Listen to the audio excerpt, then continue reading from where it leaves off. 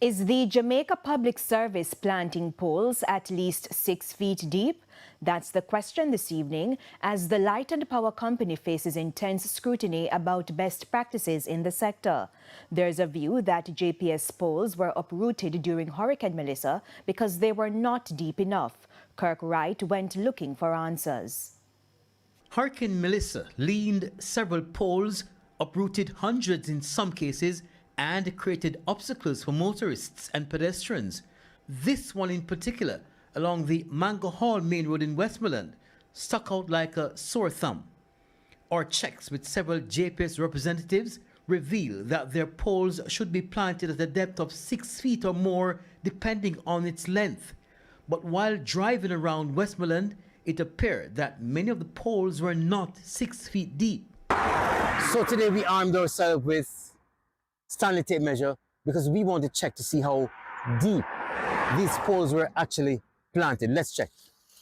This is where 6 feet stops. That's it. And the poles are to be no less than 6 feet deep. This one is a little over 4 feet.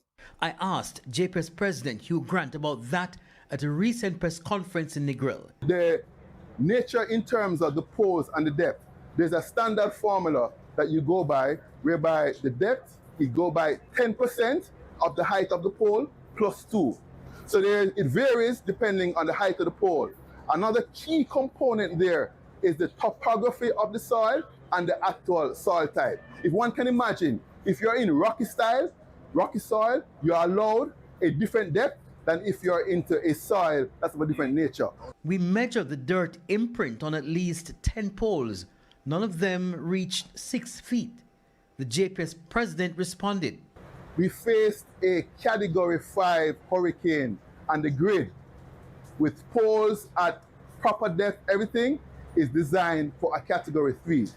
So I've seen whereby poles have broken mid-span. I showed you a photo of an entire tower, steel lattice structure that's actually twisted and underground. So what we're faced with here is you have a grid designed for Category 3 that face a Category 5 outside of the design criteria, hence the level of devastation that you see out there. The Jamaica Public Service says so far its restoration schedule for Westmoreland is on track. Kirk Wright, TVJ News.